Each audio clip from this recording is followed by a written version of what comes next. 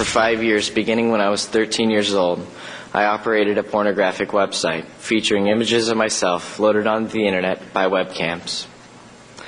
I was paid by more than 1,000 men to strip naked, masturbate, and even have sex with female prostitutes while on camera.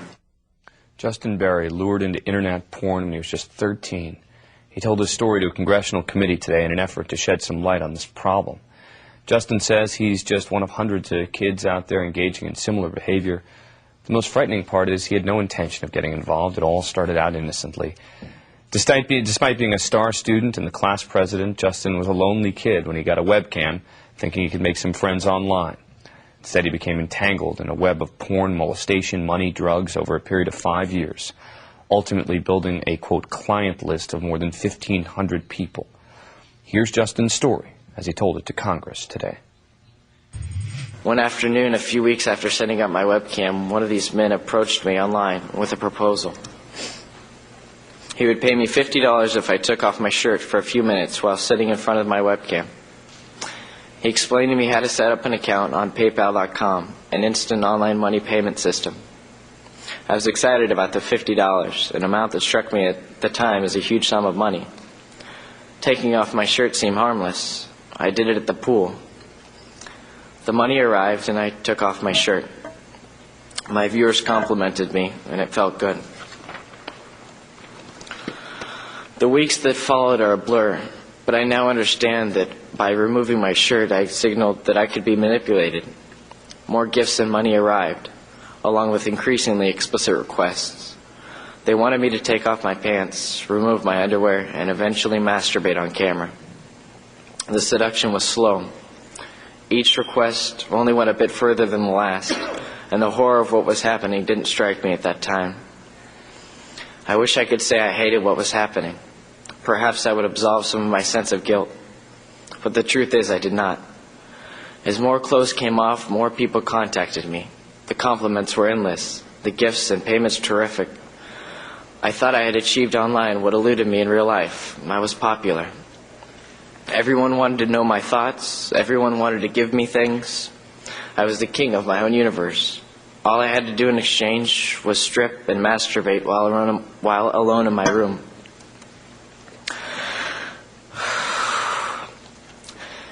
Men began to reach out to me. One man, Ken Gourlay, approached me online to discuss my interest in computers. He operated his own web hosting company called Chain Communications. I was awed.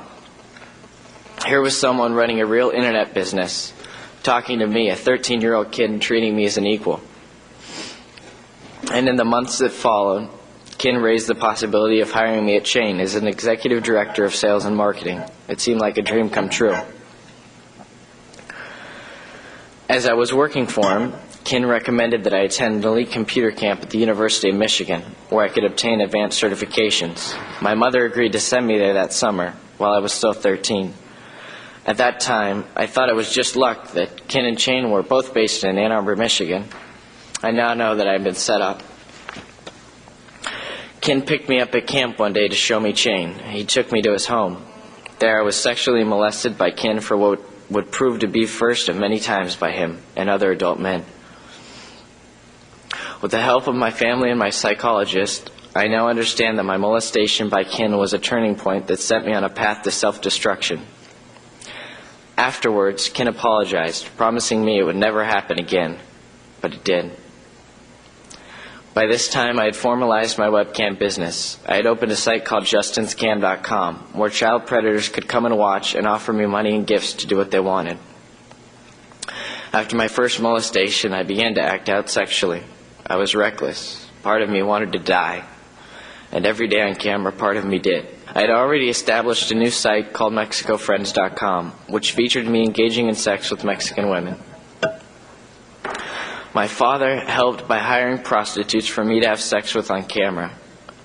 The number of paid members skyrocketed. I was 16 years old. I became even more self-destructive. I abused marijuana terribly and consumed so much cocaine that I'm amazed I survived. My life was a swirl of drugs, money, and sex. When a paying member of my site, Greg Mitchell, offered to come to Mexico and bring me gifts, I accepted. He, too, sexually molested me. But I no longer cared. I just wanted his money. I had become exactly what my members viewed me to be, what their degrading conversations convinced me I was, a piece of meat for sale to the highest bidder. Just after my 18th birthday, I tried to leave the business. Money was still coming in from Mexico friends, but I wanted nothing to do with it. I used it to purchase clothes and other items for homeless people in California. I rented a truck and delivered the materials myself. I was looking for my own redemption, but I failed. I was still addicted to drugs, and Greg Mitchell urged me to return to the business as his partner. Together, he said, we could set up a new website, justinsfriends.com. I resisted for months, but I could not find my way in the real world anymore. Depressed and high on drugs every day, I agreed to return to porn. Today, I have been off drugs for 9 months and just finished my first quarter at college. My grades are good and I have friends. But every day I have regrets, not just for the dreadful decisions I made in the past years, but for failing to have the impact that I had hoped on this illegal trade. I have never been asked by law enforcement about any of the 1,500 names I provided them. Some of those who molested me, like Mr. Gourlay, and who made all of this possible, are continuing to live their lives unaware or uncaring about any government inquiry. I have watched as my former members go online to attack me, boldly proclaiming themselves as my former customers, and having no fear that their self-disclosure could result in their arrest.